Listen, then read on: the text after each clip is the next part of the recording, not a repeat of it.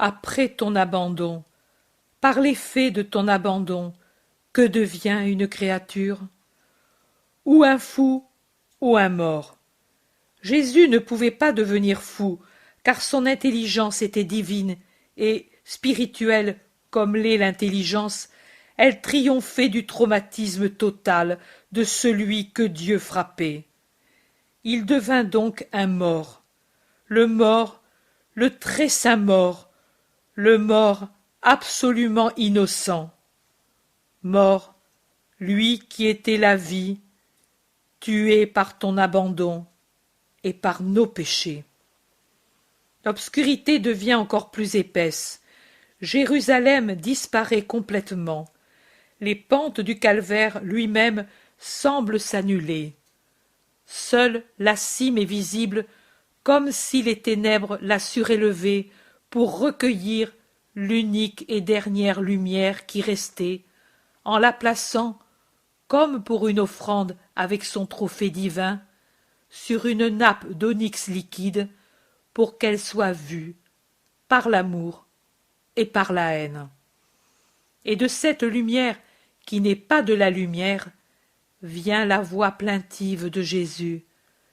J'ai soif. Il y a en effet un vent qui altère, même ceux qui sont en bonne santé. Un vent continu maintenant, violent, chargé de poussière, froid, effrayant.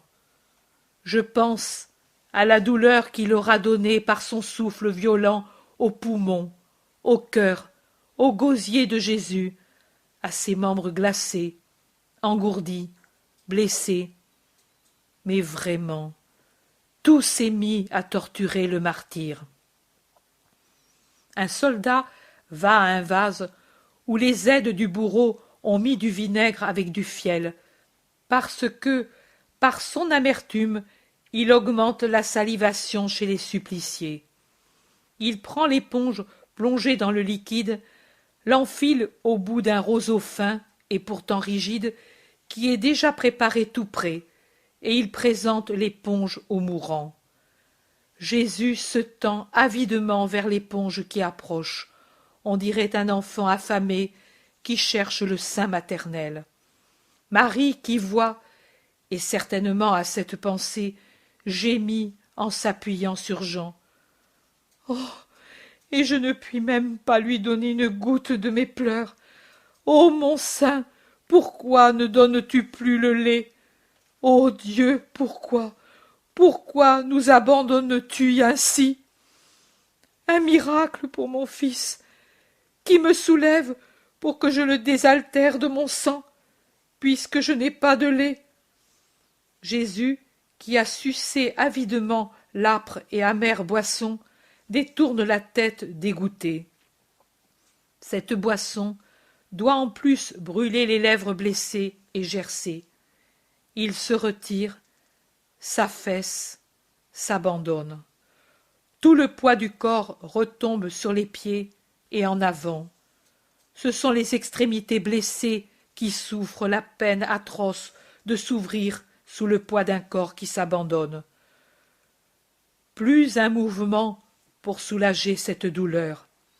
Depuis le bassin jusqu'en haut, tout est détaché du bois et reste ainsi.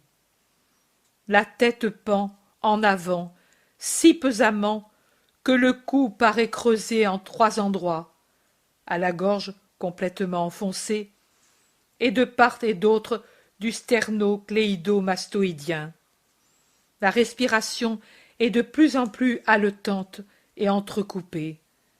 C'est déjà plus un râle syncopé qu'une respiration. De temps à autre, un accès de toux pénible apporte aux lèvres une écume légèrement rosée. Les intervalles entre 2 expirations deviennent toujours plus longs. L'abdomen est déjà immobile. Seul le thorax se soulève encore, mais avec beaucoup de difficulté et de peine. La paralysie pulmonaire s'accentue toujours plus. Et toujours plus faible, se transformant en une plainte enfantine, l'appel « Maman !» et la malheureuse murmure « Oui, mon trésor, je suis ici !» Et quand la vue qui se voile lui fait dire « Maman, où es-tu? Je ne te vois plus. Toi aussi, tu m'abandonnes. » Ce n'est même plus une parole, mais un murmure à peine audible, pour qui recueille avec le cœur, plutôt qu'avec lui, tous les soupirs du mourant. Elle dit « Non, non, fils, moi je ne t'abandonne pas. Écoute-moi, mon aimé. Maman est ici, elle est ici, et son seul tourment est de ne pas pouvoir venir où tu es. » C'est un déchirement, et Jean pleure sans retenue. Jésus doit entendre ses sanglots, mais il ne dit rien.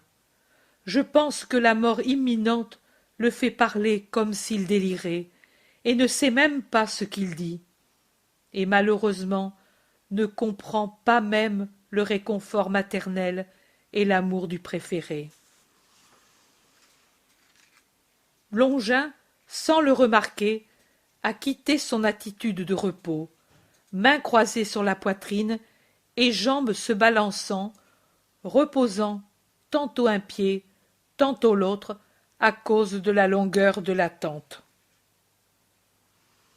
Maintenant, au contraire, il se raidit dans le garde-à-vous, la main gauche sur son épée, la main droite pendant le long de son côté, comme s'il était sur les marches du trône impérial. Il ne veut pas s'émouvoir, mais son visage s'altère dans l'effort qu'il fait pour vaincre l'émotion, et ses yeux brillent d'une larme que seule retient sa discipline de fer. Les autres soldats qui jouaient aux dés ont cessé et se sont levés pour remettre les casques qui avaient servi pour agiter les dés, et se tiennent en groupe près du petit escalier creusé dans le tuffeau, silencieux, attentifs. Les autres sont de service et ne peuvent changer de position. On dirait des statues. Mais l'un des plus proches et qui entend les paroles de Marie bougonne quelque chose entre ses lèvres et hoche la tête. Un silence, puis net dans l'obscurité totale, la parole. Tout est accompli. Et ensuite, c'est le halètement de plus en plus rauque, avec, entre les râles, des intervalles de silence de plus en plus longs. Le temps s'écoule sur ce rythme angoissant. La vie revient quand l'air est rompu par le halètement âpre du mourant. La vie cesse quand ce son pénible ne s'entend plus. On souffre de l'entendre, on souffre de ne pas l'entendre. On dit « c'est assez de souffrance » et on dit « ô Dieu, que ce ne soit pas son dernier soupir ». Toutes les Maries pleurent, la tête contre le talus, et on entend bien leurs sanglots, car maintenant toute la foule se tait de nouveau pour recueillir les râles du mourant. Encore un silence, puis prononcé avec une infinie douceur, dans une ardente prière, la supplication. Père, entre tes mains, je remets mon esprit. Encore un silence, le râle aussi devient léger. Ce n'est plus qu'un souffle qui sort des lèvres et de la gorge. Puis, voilà, le dernier spasme de Jésus, une convulsion atroce qui paraît vouloir arracher du bois le corps qui y est fixé par 3 clous, monte par 3 fois des pieds à la tête, court à travers tous les pauvres nerfs torturés, soulève 3 fois l'abdomen d'une manière anormale, puis le laisse, après l'avoir dilaté comme par un bouleversement des viscères, et il retombe, et se creuse, comme s'il était vidé. Elle se lève, gonfle, resserre si fortement le thorax que la peau se creuse entre les côtes qui se tendent, en apparaissant sous l'épiderme, et rouvrant les blessures de la flagellation. Elle porte violemment en arrière une, deux, trois fois la tête qui frappe durement contre le bois. Elle contracte en un seul spasme tous les muscles du visage, en accentuant la déviation de la bouche à droite. Elle fait ouvrir et dilater les paupières, sous lesquelles on voit rouler le globe oculaire et apparaître la sclérotique. Le corps se tend tout entier dans la dernière des trois contractions. C'est un arc tendu, vibrant, terrible à voir. Et puis un cri puissant, impensable en ce corps épuisé, se dégage, déchire l'air.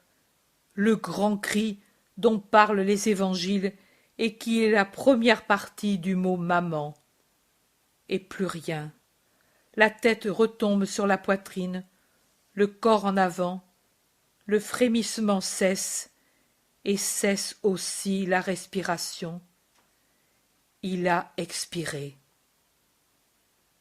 La terre répond au cri de celui qu'on a tué par un grondement effrayant.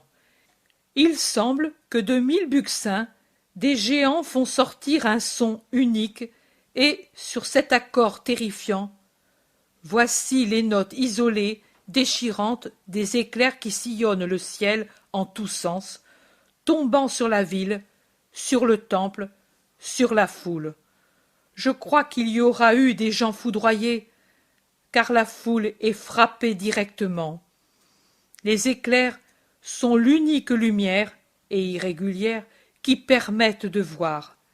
Et puis, tout à coup, pendant que durent encore les décharges de la foudre, la terre s'ébranle en un tourbillon de vent cyclonique.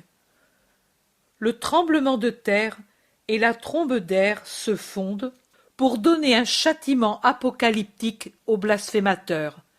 Le sommet du Golgotha ondule et danse comme un plat dans la main d'un fou, dans les secousses vibratoires et ondulatoires qui secouent tellement les trois croix qu'il semble qu'elles doivent les renverser.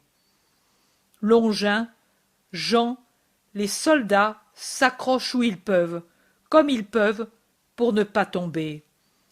Mais Jean, pendant qu'avec un bras il se tient à la croix, avec l'autre soutient Marie, qui, à cause de sa douleur et des secousses, s'abandonne sur son cœur.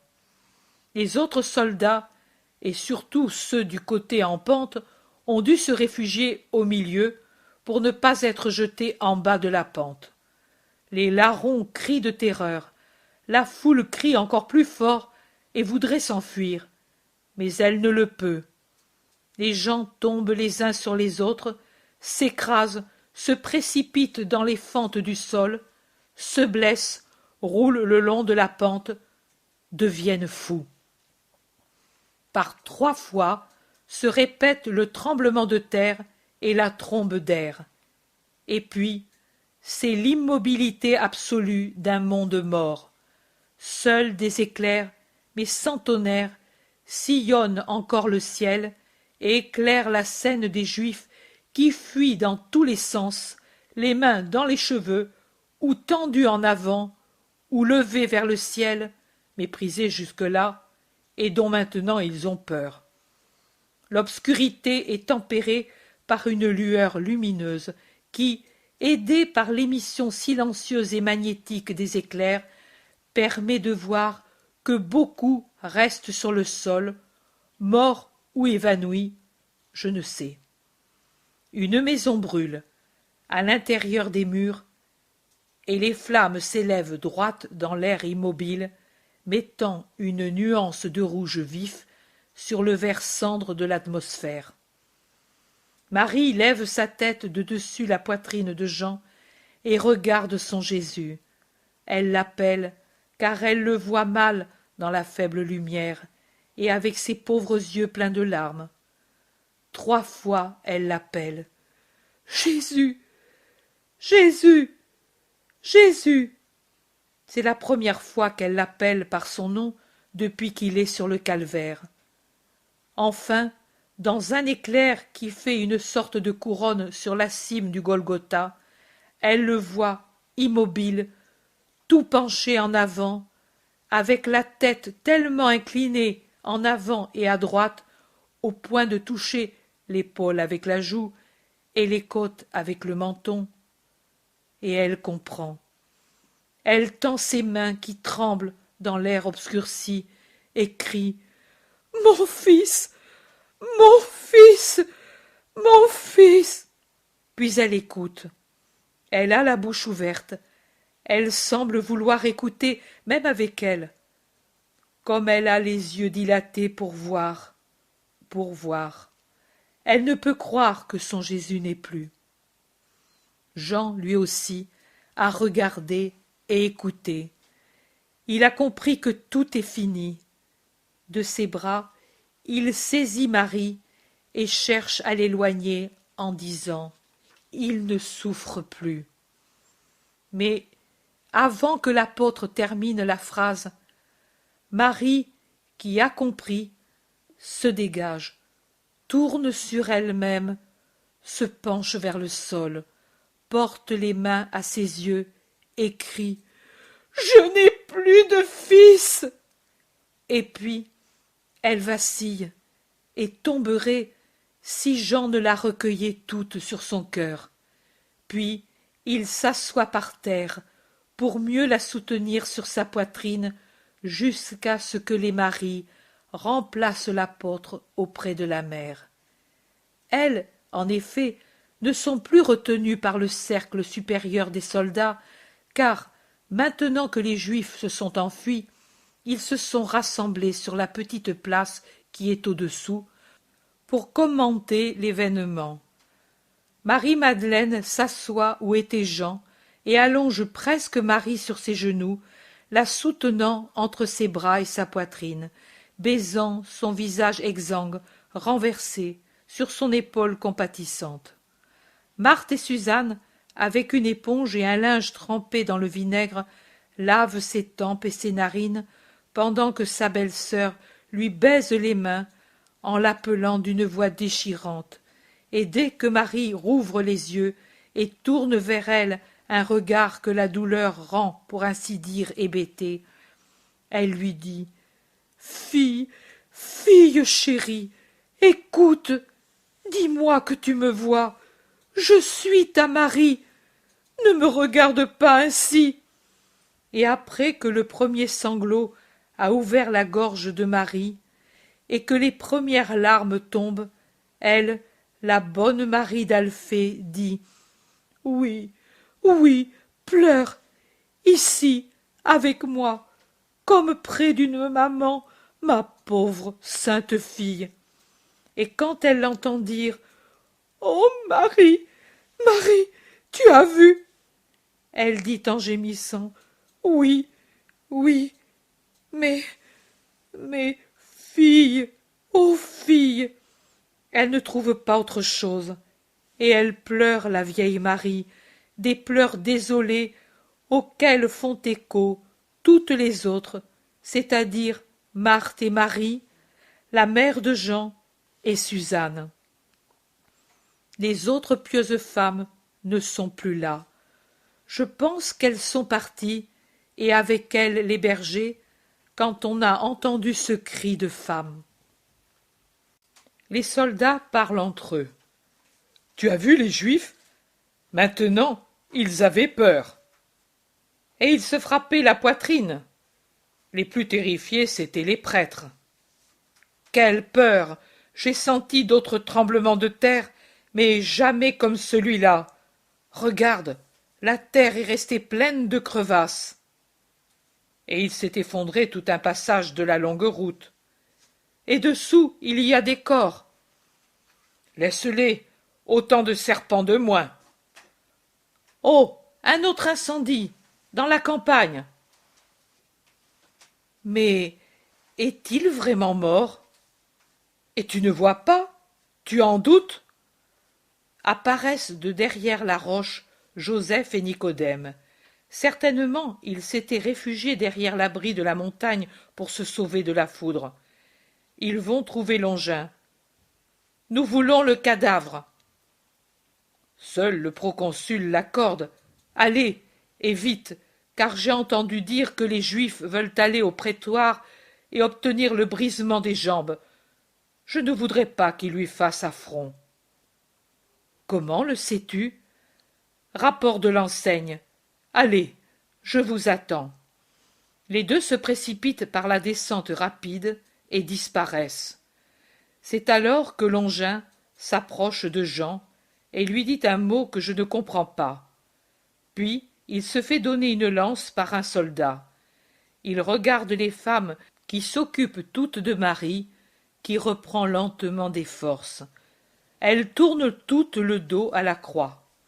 Longin se met en face du crucifié, étudie bien le coup, et puis le donne. La large lance pénètre profondément, de bas en haut, de droite à gauche. Jean, qui se débat entre le désir de voir et l'horreur de la vision, tourne la tête un instant. « C'est fait, ami, » dit Longin, et il ajoute « C'était mieux ainsi. » Comme à un cavalier, et sans briser les os. C'était vraiment injuste.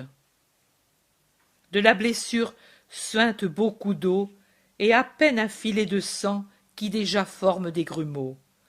Suinte, ai-je dit, il ne sort qu'en filtrant par la coupure nette qui reste inerte. S'il avait encore respiré, elle se serait ouverte et fermée par le mouvement du thorax et de l'abdomen. Pendant que sur le calvaire tout garde ce tragique aspect, je rejoins Joseph et Nicodème qui descendent par un raccourci pour faire plus vite. Ils sont presque en bas quand ils rencontrent Gamaliel, un Gamaliel dépeigné, sans couvre-chef, sans manteau, avec son splendide vêtement souillé de terre et déchiré par les ronces. Un Gamaliel qui monte en courant et haletant, les mains dans ses cheveux clairsemés et plutôt gris d'homme âgé. Ils se parlent sans s'arrêter. « Gamaliel, toi? Toi, Joseph, tu le quittes? Moi, non. Mais pourquoi es-tu ici? Et ainsi? Chose terrible, j'étais dans le temple. Le signe, le temple tout ouvert, le rideau pourpre et jacinthe, pend, déchiré, le saint des saints est découvert. Anathème sur nous! Il a parlé en continuant de courir vers le sommet, rendu fou par la preuve. Les deux le regardent s'éloigner. Ils se regardent, disent ensemble. Ces pierres frémiront à mes dernières paroles. Il le lui avait promis. Ils hâtent leur marche vers la ville. À travers la campagne, entre le mont et les murs, et au-delà, errent, dans l'air encore obscur, des gens à l'air hébété. Des cris, des pleurs, des lamentations. Il y en a qui disent « Son sang a fait pleuvoir du feu !» D'autres « Parmi les éclairs, Yahvé est apparu pour maudire le temple !» D'autres gémissent « Les tombeaux! Les tombeaux !» Joseph saisit quelqu'un qui se cogne la tête contre les murs et il l'appelle par son nom en le traînant avec lui au moment où il entre dans la ville. « Simon, mais qu'est-ce que tu dis? »« Laisse-moi, un mort toi aussi, tous les morts, tous dehors, et ils me maudissent. » « Il est devenu fou, » dit Nicodème. Ils le laissent et vont vivement vers le prétoire. La ville est en proie à la terreur. Des gens errent en se battant la poitrine. Des gens font un bond en arrière ou se retournent épouvantés en entendant derrière eux une voix ou un pas. Dans un des si nombreux archivoltes obscurs, l'apparition de Nicodème, vêtu de laine blanche, car pour aller plus vite il a enlevé sur le Golgotha son manteau foncé, fait pousser un cri de terreur à un pharisien qui s'enfuit. Puis il s'aperçoit que c'est Nicodème, et il s'attache à son cou, étrangement expansif, en criant « Ne me maudis pas! Ma mère m'est apparue et m'a dit sois maudit pour toujours. Et puis il s'affaisse sur le sol en disant « J'ai peur, j'ai peur !» Les deux disent « Mais ils sont tous fous !» Ils arrivent au prétoire. C'est seulement là, pendant qu'ils attendent d'être reçus par le proconsul, que Joseph et Nicodème réussissent à savoir la raison de telle terreur. Beaucoup de tombeaux s'étaient ouverts par suite de la secousse tellurique. Et il y avait des gens qui juraient en avoir vu sortir les squelettes qui, pendant un instant, reprenaient une apparence humaine et s'en allaient en accusant ceux qui étaient coupables du déicide et en les maudissant. Je les quitte dans l'atrium du prétoire où les deux amis de Jésus entrent sans faire tant d'histoire, de dégoût stupide et de peur de contamination, et je reviens au calvaire, rejoignant Gamaliel qui, désormais épuisé, monte les derniers mètres. Il avance en se battant la poitrine et, en arrivant sur la première des deux petites places, il se jette par terre, longue forme blanche sur le sol jaunâtre, et il gémit. Le cygne, dis-moi que tu me pardonnes. Un gémissement, même un seul gémissement, pour me dire que tu m'entends et me pardonnes. Je comprends qu'il le croit encore vivant. Il ne se détrompe que quand un soldat, le heurtant de sa lance, lui dit « Lève-toi et tais-toi. Inutile, il fallait y penser avant. Il est mort. Et moi, païen, je te le dis, celui que vous avez crucifié était réellement le Fils de Dieu. » Mort. Tu es mort. Oh. Gamaliel lève son visage terrorisé, cherche à voir jusque là-haut sur la cime, dans la lumière crépusculaire. Il voit peu, mais assez pour comprendre que Jésus est mort. Et il voit le groupe pieux qui réconforte Marie, et Jean debout à gauche de la croix, tout en pleurs, et Longin debout à droite, dans une posture solennelle et respectueuse. Gamaliel se met à genoux, tend les bras et pleure. « C'était toi, c'était toi. Nous ne pouvons plus être pardonnés. Nous avons demandé ton sang sur nous, et il crie vers le ciel, et le ciel nous maudit. Oh, mais tu étais la miséricorde. Je te dis, moi, qui suis le rabbi anéanti de Juda, ton sang sur nous, par pitié, asperge-nous avec lui, car lui seul peut nous obtenir le pardon. » Il pleure. Et puis, plus doucement, il reconnaît sa secrète torture. J'ai le signe demandé, mais des siècles et des siècles de cécité spirituelle restent sur ma vue intérieure, et, contre ma volonté de maintenant, se dresse la voix de mon orgueilleuse pensée d'hier. Pitié pour moi, lumière du monde, dans les ténèbres qui ne t'ont pas compris, fais descendre un de tes rayons. Je suis le vieux juif, fidèle à ce qu'il croyait justice et qui était erreur.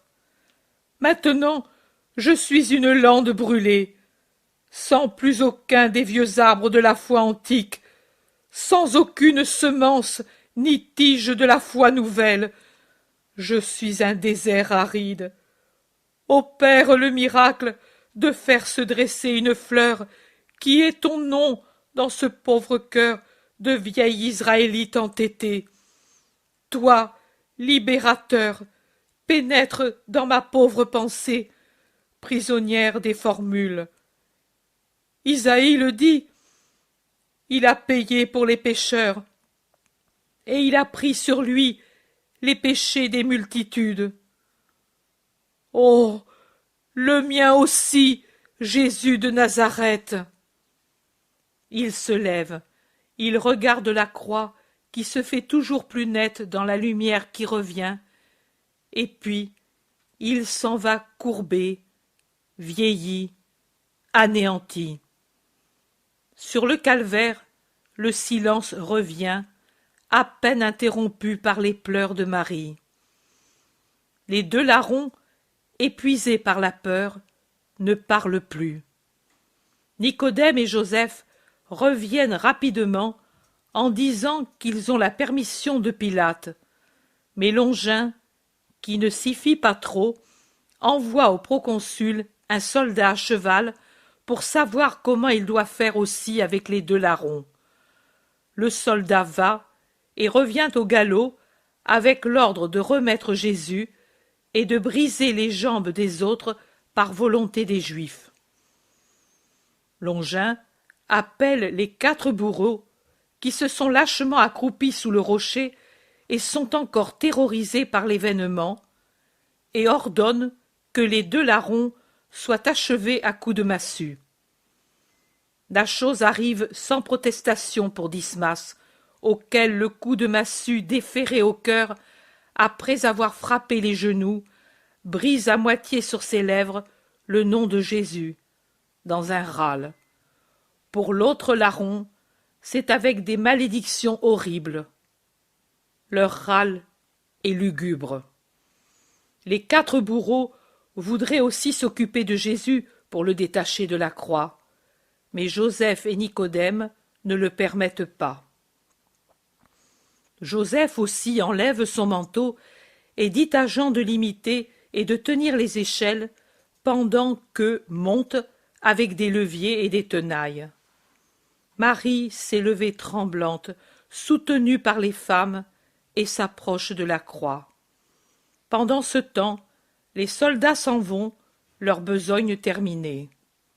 Longin, avant de descendre au-delà de la place inférieure, se tourne du haut de son cheval pour regarder Marie et le crucifié. Puis le bruit des sabots résonne sur les pierres et celui des armes contre les cuirasses, et il s'éloigne de plus en plus. La paume gauche est déclouée. Le bras retombe le long du corps qui maintenant pend à demi détaché. Ils disent à Jean de monter lui aussi en laissant les échelles aux femmes. Jean, monté sur l'échelle où était d'abord Nicodème, passe le bras de Jésus autour de son cou et le tient ainsi, tout abandonné sur son épaule, en l'enlaçant par son bras à la taille, et il le tient par la pointe des doigts pour ne pas heurter l'horrible déchirure de la main gauche qui est presque ouverte.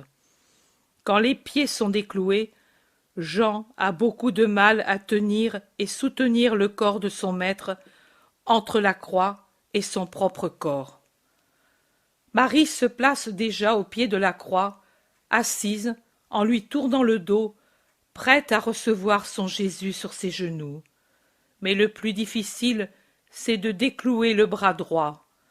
Malgré tous les efforts de Jean, le corps pend complètement en avant et la tête du clou est profondément enfoncée dans la chair, et comme il ne voudrait pas le blesser davantage, les 2 hommes compatissants peinent beaucoup.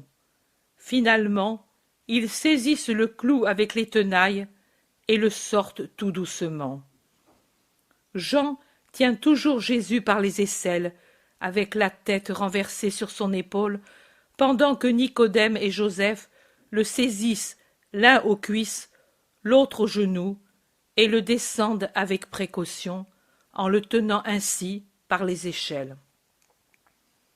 Arrivés à terre, ils voudraient l'étendre sur le drap qu'ils ont placé sur leur manteau, mais Marie le veut. Elle a ouvert son manteau, en le laissant pendre d'un côté, et écarte les genoux pour faire un berceau à son Jésus. Pendant que les disciples tournent pour lui donner son fils, la tête couronnée retombe en arrière, et les bras pendent vers la terre, et frotterait le sol avec les mains blessées, si la pitié des pieuses femmes ne les tenait pas pour l'empêcher. Maintenant, il est sur les genoux de sa mère. Il semble un grand enfant fatigué, qui dort pelotonné sur les genoux maternels. Marie le tient avec le bras droit, qu'elle a passé derrière les épaules de son fils, et le gauche qu'elle a passé au-dessus de l'abdomen pour le soutenir aux hanches. La tête est sur l'épaule maternelle. Elle l'appelle de sa voix déchirante, puis elle le détache de son épaule et le caresse avec sa main gauche, prend et étend les mains, et avant de les croiser, elle les baise, et pleure sur les blessures, puis elle caresse les joues, spécialement là où il y a des bleus et de l'enflure. Elle baise les yeux enfoncés, la bouche restée légèrement tordue vers la droite et entr'ouverte. Elle voudrait remettre en ordre ses cheveux, comme elle l'a fait pour la barbe souillée de sang, mais, en le faisant, elle rencontre les épines. Elle se pique pour enlever cette couronne et veut que ce soit elle qui le fasse, avec la seule main qu'elle a de libre, et elle repousse tout le monde en disant « Non, non, moi, moi !» Et il semble qu'elle ait entre ses doigts la tendre tête d'un nouveau-né, tant elle le fait avec délicatesse. Et quand elle a pu enlever cette couronne torturante, elle se penche pour soigner par ses baisers toutes les éraflures des épines. De sa main tremblante, elle sépare les cheveux en désordre, les remet en ordre. Elle pleure et elle parle tout doucement. Avec ses doigts, elle essuie les larmes qui tombent sur les pauvres chairs glacées et couvertes de sang, et elle pense les nettoyer avec ses larmes et avec son voile qui est encore autour des reins de Jésus. Elle en tire à elle une extrémité, et se met à nettoyer et à essuyer les membres saints. Elle ne cesse de lui caresser le visage, et puis les mains, et puis les genoux couverts de contusions, et puis elle remonte pour essuyer le corps sur lequel tombent ses nombreuses larmes. C'est en le faisant que sa main rencontre l'ouverture du côté. La petite main, couverte d'un linge fin, entre presque tout entière dans le large trou de la blessure. Marie se penche pour voir dans la demi-clarté qui s'est formée, et elle voit. Elle voit le côté ouvert et le cœur de son fils. Elle crie alors. Il semble qu'une épée lui ouvre le cœur à elle aussi. Elle crie, et puis se renverse sur son fils, et paraît morte elle aussi. On la secourt, on la réconforte, on veut lui enlever le divin mort. Elle crie « Où te mettrai-je? Dans quel lieu qui soit sûr et digne de toi ?» Joseph, tout penché en une inclination respectueuse, la main ouverte appuyée sur sa poitrine, dit « Réconforte-toi, ô femme, mon tombeau est neuf et digne d'un grand. Je le lui donne. Et Nicodème, mon ami, a déjà porté au tombeau les aromates que lui veut offrir personnellement. Mais je t'en prie, puisque le soir approche, laisse-nous faire. C'est la parascève. Sois bonne, ô femme sainte. » Jean aussi, et les femmes, l'a pris dans le même sens, et Marie laisse enlever de ses genoux son fils, et elle se lève, angoissée, pendant qu'on l'enveloppe dans le drap, et elle les prie. « Oh, faites doucement !» Nicodème et Jean par les épaules, Joseph par les pieds, soulèvent la dépouille non seulement enveloppée dans le drap, mais étendue aussi sur les manteaux qui font office de brancard, et ils descendent par le chemin. Marie, soutenue par sa belle-sœur et Marie-Madeleine, suivie par Marthe, Marie de Zébédée et Suzanne, qui ont ramassé les clous, les tenailles, la couronne, l'éponge et le roseau, descend vers le tombeau. Sur le calvaire restent les 3 croix. Celle du milieu est nue, et les 2 autres ont leur trophée vivant qui meurt.